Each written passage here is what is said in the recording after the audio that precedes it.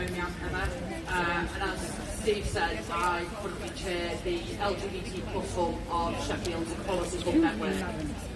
So the Equality Hubs bring together individuals and organisations from the voluntary, community and faith sectors to represent people across Sheffield, to make the city's decision makers aware of issues that affect us, and to influence policy, strategy and services. So if anyone wants to know more about the Equality Hubs and how to get involved, I'll be floating around for a little bit afterwards, so come and have a chat. So it's always an honour to stand here as part of a worldwide celebration of sexual and gender diversity, and to speak with so many people standing up against homophobia, biphobia, interphobia, transphobia and discrimination in whatever form it takes. IDAHoBIT gives us a chance to recognise the achievements that we've made, some of which we've just heard. And while it may not always feel like it, we have seen advances over the past year. Same-sex marriage has been introduced in Jersey, Alderney, Bermuda, Costa Rica, Austria, Nouveau Leon and the Cayman Islands, and as we heard, Taiwan joined the list, becoming the first country in Asia to legalise same-sex marriage just this morning. We've also seen homosexuality decriminalised in Trinidad and Tobago, India and Angola. So progress is being made. However, both here and around the world, LGBT plus people still face injustice and live in fear and danger, sometimes for their lives. 72 countries still criminalise same-sex relationships, 10 of which still have a death penalty. This year, we've seen Brunei introduce the death penalty, and while they currently claim that due to international pressure they won't act on it, it remains on the statute books. In Chechnya, the state-sponsored violence and persecution continues, with suspected gay and bisexual men being detained, tortured and in some cases killed. In America this week, Trump proposed the Equality Act bill, which would have provided a wide range of protections against discrimination based on sexual orientation and gender identity. He claimed that it would be a threat to freedom of speech, citing it as a heinous and nightmarish bill that would impose the radical and unforgiving LGBT agenda on your family, church, school and business. Now, I kind of like the sound of that. But apparently the right to hate and discriminate trumps the right to live a fair and equal life, free from fear and discrimination. Here in the UK, we're facing the worst transphobic media attacks that we've ever seen, and specifically attacks on children and young people who are often the most vulnerable members of an already marginalised society. We have campaign groups opposing LGBT inclusion in relationships and sex education, trying to deny young people vital health information and the right to see themselves and their families represented in education.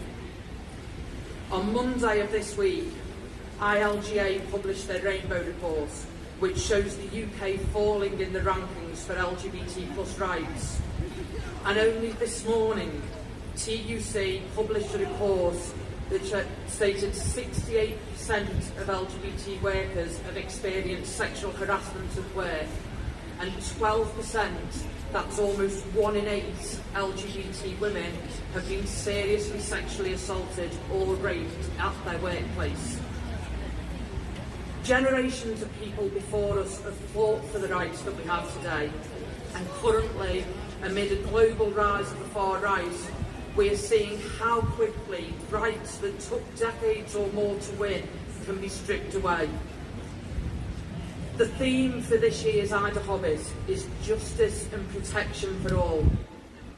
And while the law on its own is not enough, and we need to continue to work to change attitudes in society of those who oppose our rights to live and love freely, we also need to fight for legal and policy reforms and prevent a rollback of rights for all LGBT plus people.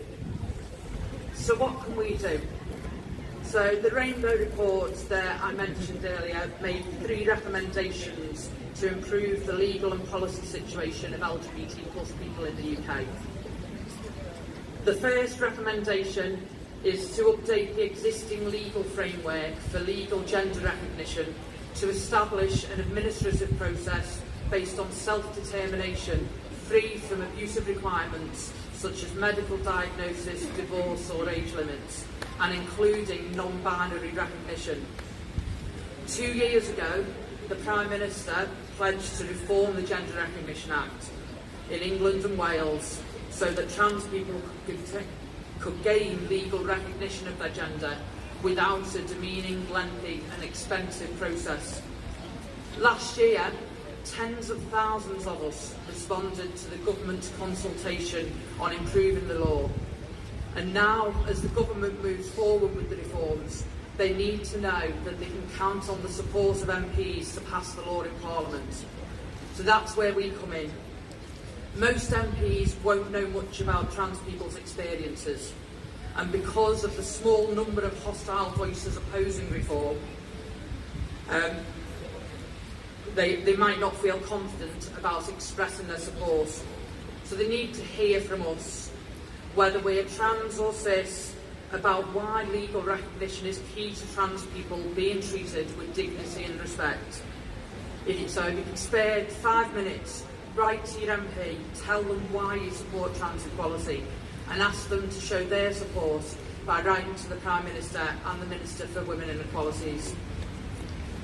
The second recommendation was to prohibit medical intervention on intersex minors when the intervention has no medical necessity and can be avoided or postponed until the person is of an age where they can provide informed consent, and also to include references to sex characteristics in anti-discrimination legislation.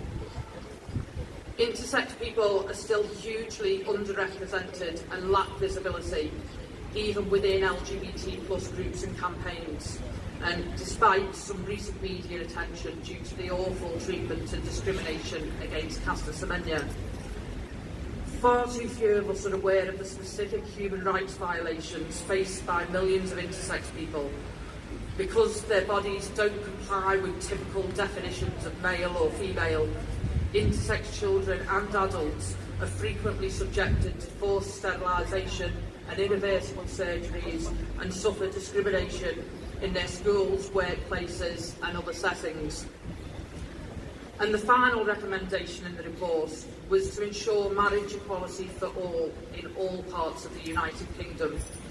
So that includes both campaigning for marriage equality in Northern Ireland, which to date has been debated and defeated 5 times in the Northern Irish Assembly since 2012, and campaigning for marriage equality for all people, including trans and non-binary people and members of some faith groups in our community who are still discriminated against in this area.